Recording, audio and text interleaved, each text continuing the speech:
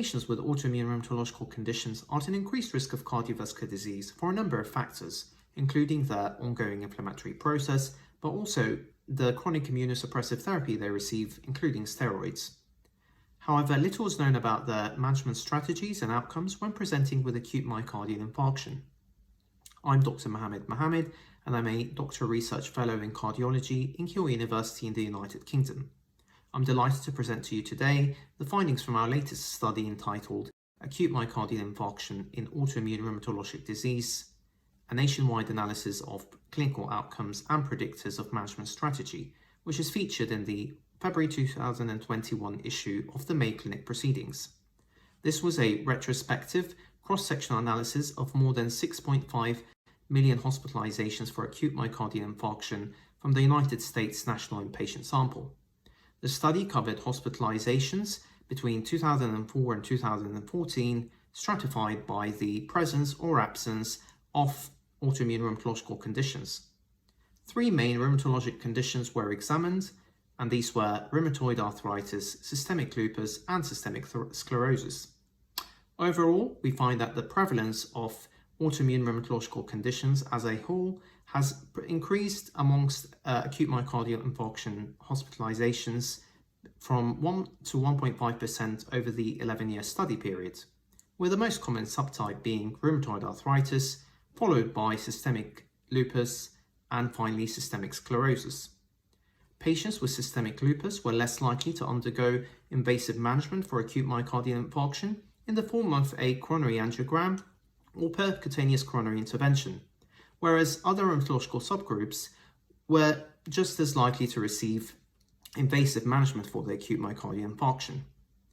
Patients with systemic lupus were at an increased risk of in-hospital mortality and bleeding, which ranged between 15 and 24% in comparison to those without autoimmune rheumatological disease, whereas those with systemic sclerosis were at a significantly increased odds of in-hospital mortality of 81%, but there was no difference in bleeding or stroke for this subgroup. Interestingly, patients with rheumatoid arthritis were not associated with an increased risk of any complication. These findings that were drawn from a national cohort of AMI hospitalizations highlight the disparity in receipt of invasive management for AMI between patients with and without autoimmune rheumatologic disease. They also identify rheumatological subgroups at greatest risk of adverse outcomes, namely those with systemic lupus and systemic sclerosis.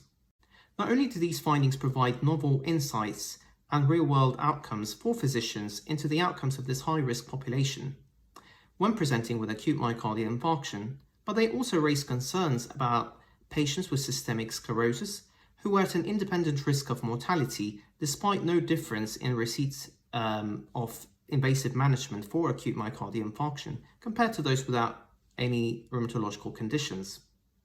We believe that our findings emphasize the importance of a multidisciplinary approach to these patients between rheumatologists and cardiologists to manage this high-risk group, but also the need for novel strategies to try and neutralize the excess risk of mortality, specifically in patients with systemic lupus and systemic sclerosis when presenting with acute myocardial infarction. Thank you for watching this video. We hope you found this presentation from the content of our website valuable. Our journal's mission is to promote the best interests of patients by advancing the knowledge and professionalism of the physician community. If you are interested in more information about us, our homepage is www.mayoclinicproceedings.org. There you'll find access to information for our social media content, such as additional videos on our YouTube channel or journal updates on Facebook.